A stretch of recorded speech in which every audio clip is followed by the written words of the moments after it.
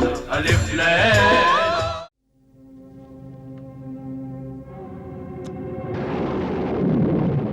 শাহজাদা জল্লাদ আমার কথা তো শুনুন আমার সরতাজ জল্লাদ দুহাই আমার কথা শুনুন জল্লাদ থামুন আমার সরতাজ না জল্লাদ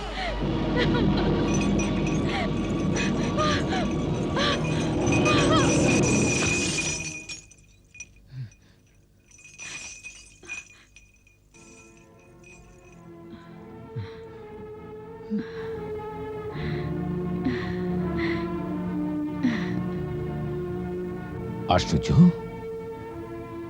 যে তোমায় মারতে চেয়েছিল তুমি তাকেই বাঁচালে। বিলকুল ওই রকমই হুজুর, যেমন একদিন এক জেলে এক জিনের জান বাঁচিয়েছিল, যে জিন ওকে মারতে চেয়েছিল। না, এ হতে পারে না। মৃত্যু বিধানকারীকে মরণাপন্ন বাঁচাতে পারে না,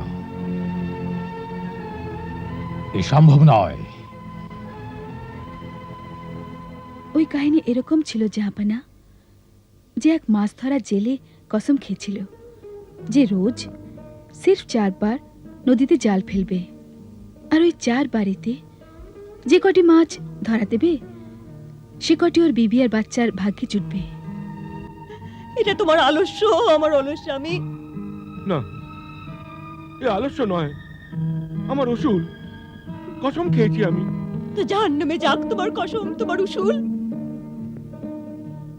হায়, যদি আমার জানের বদলে এরা খাবার পেত তো আমি এখনই নিজের জান দিয়ে দিতুম।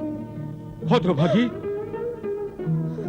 সকাল সকালে এরকম অশুভ কথা বলে আমার হিম্মত ভেঙে দিও না।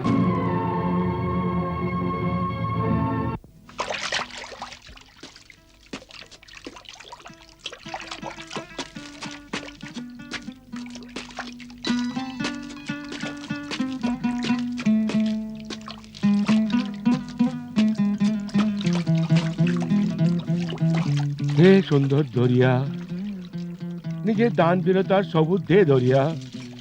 ইয়া আল্লাহ,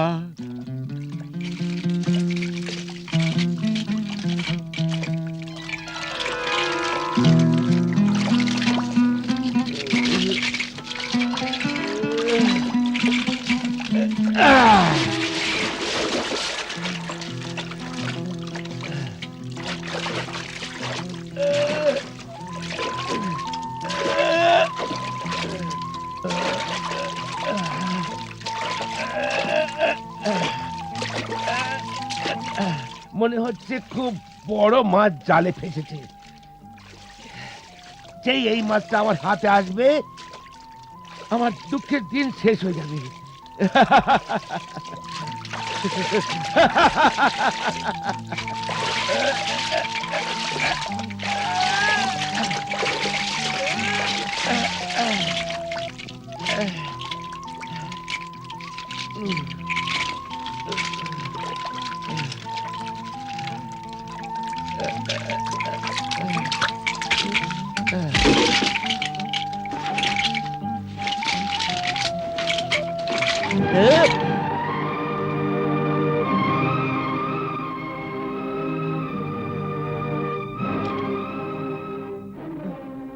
হায় আমার ভাগ্য, আমার সঙ্গে এই ঠাট্টা।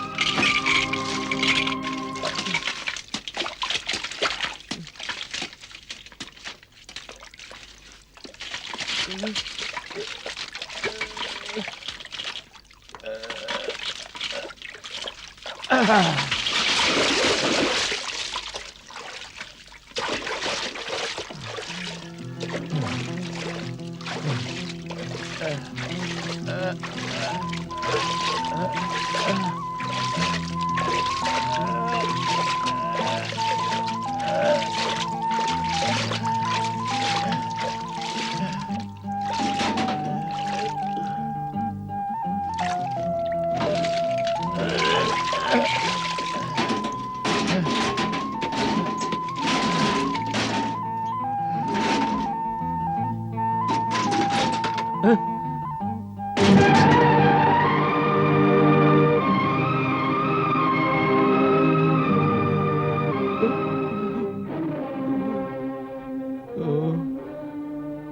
কোন হতভাগ্য ইনসানের লাশ যে মরবার পরও ঠোকর খাচ্ছে?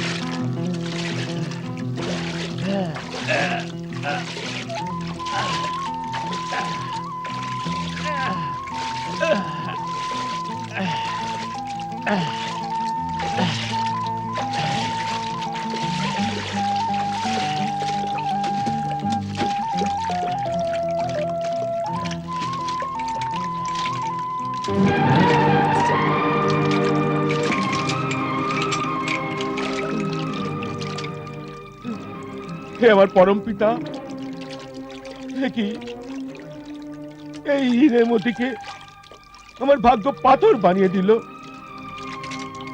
হে আমার ভাগ্য, আমায় আর জ্বালিও না।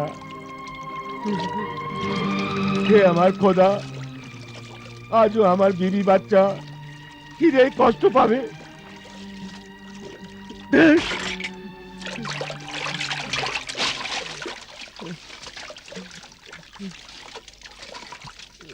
এবার 4 বার আর শেষবার আমি আমার নিজের জাল ফেলে আমার নিজের ভাগ্যের পরখ করছি।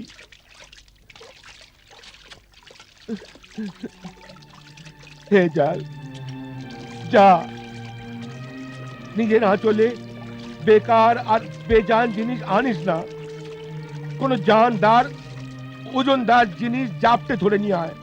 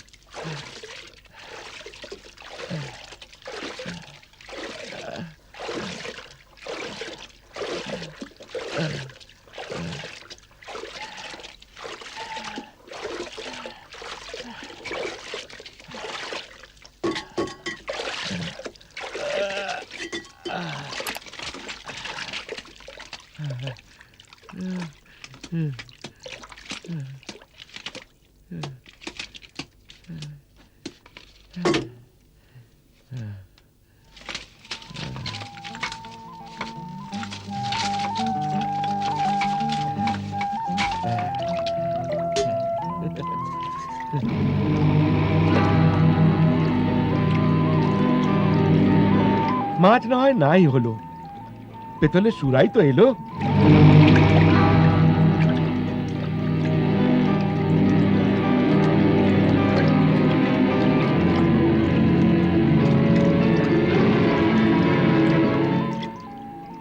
আমি এটা দোকানদারের কাছে বিক্রি করে খাওয়ার জন্য আনাজ কিনে আনবো। এটা তো খুবই ওজন, হতে পারে এর মধ্যে হিরে জহরত ভরা আছে। আরে এর উপর তো মোহর লাগানো আছে।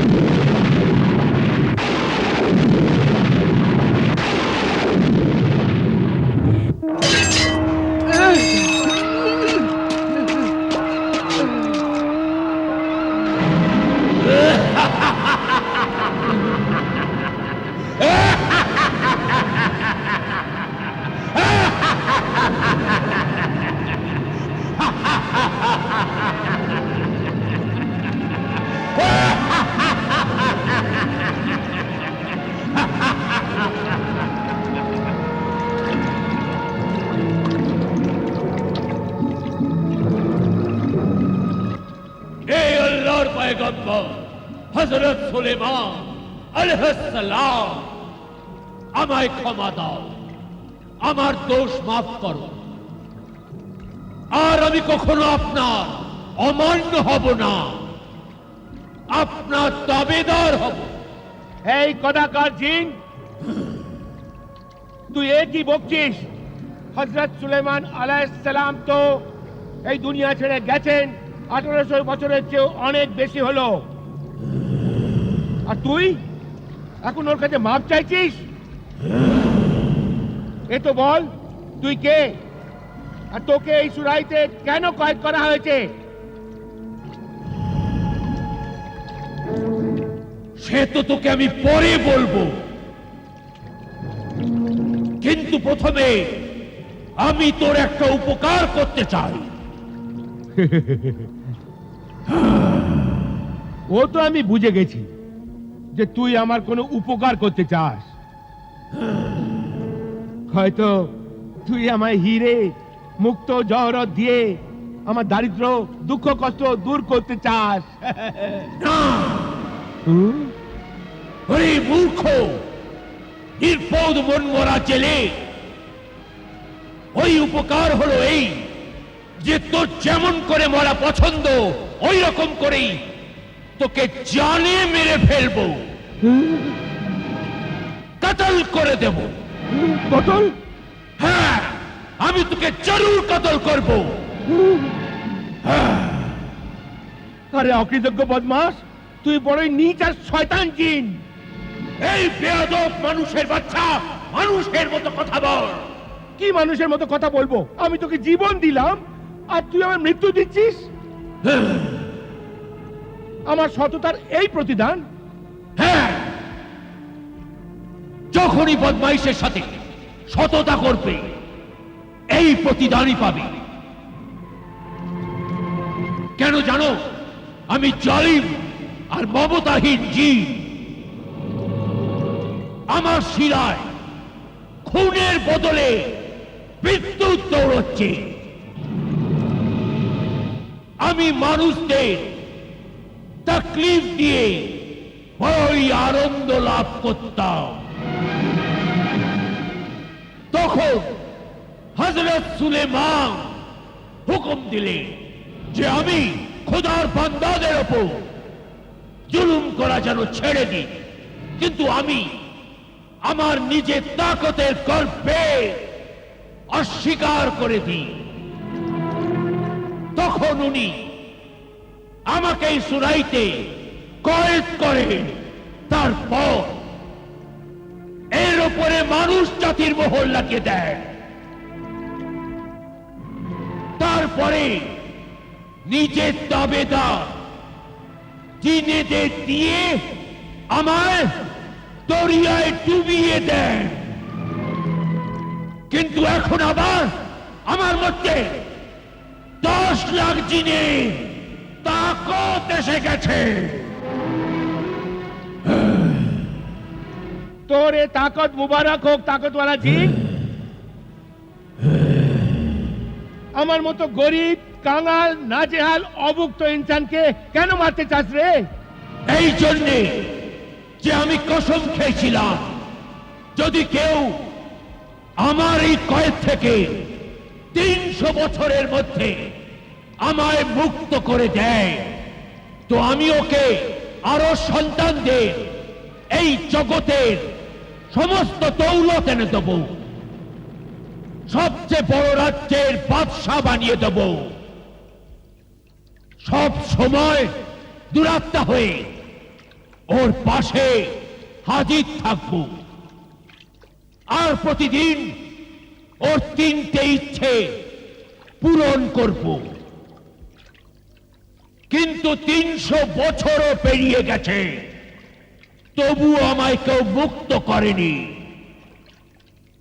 তাই আমার মানুষ আকার প্রাণীর ওপর প্রচন্ড রাগ হল।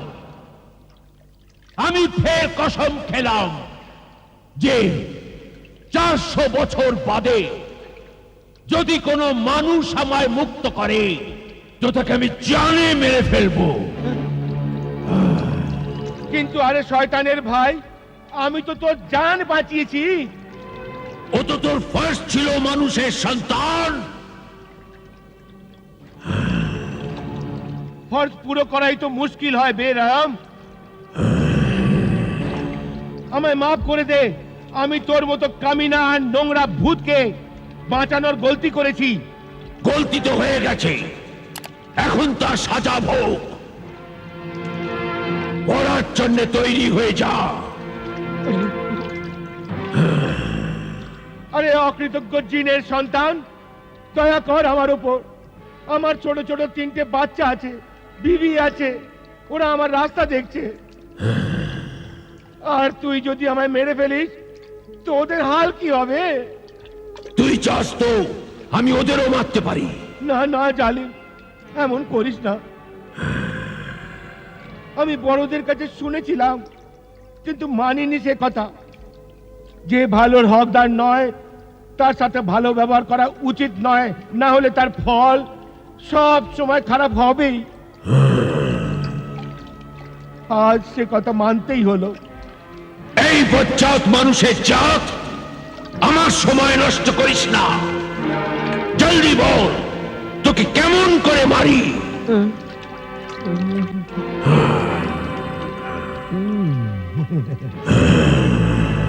হে আমার মেহেরবান দোস্ত, এখন আমার আক্কেল হয়েছে। তোর হাতে মরলে তো শহীদ হয়ে যাব আর সিধে জান্নাতে চলে যাব।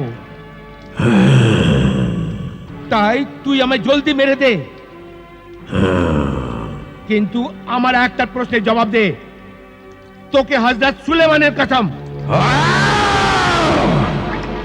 এ তুই কিরকম কসম দিলি? বল, জলদি বল, তুই বল, শিগগির বল। আরে শক্তিশালী জিন, আমার বিশ্বাসই হচ্ছে না যে তুই এই ছোট্ট সুরাইয়ের ভেতরে ছিলি। হ্যাঁ ছিলাম, আমি ছিলাম। তুই মিথ্যে বলছিস। তুই আসমানের সমান লম্বা, তোর আওয়াজ বজ্রের গর্জনের মতো, তোর শরীর লোহার দেওয়ালের মতো শক্ত। আরে তোর পায়ের একটা আঙুলও এই সুরাইয়ের মধ্যে ঢুকবে না, তবে তোর শরীরের মধ্যে কি করে থাকতে পারে? হ্যাঁ থাকতে পারে। তুই আমায় হযরত সুলেমানের কসম দিয়েছিস, এই জন্যে এখন আমি মিথ্যে বলবো না। কিন্তু যতক্ষণ না আমি নিজের চোখে দেখছি ততক্ষণ আমি বিশ্বাস করবই না। দেখ যদি মানুষের জাত, দেখ, বিশ্বাস কর। এখন তুই বাইরে থেকেও আমায় দেখতে পাবি। জেনে রাখ, আমি সুরাইয়ের ভেতর কেমন ছিলাম। নে দেখ।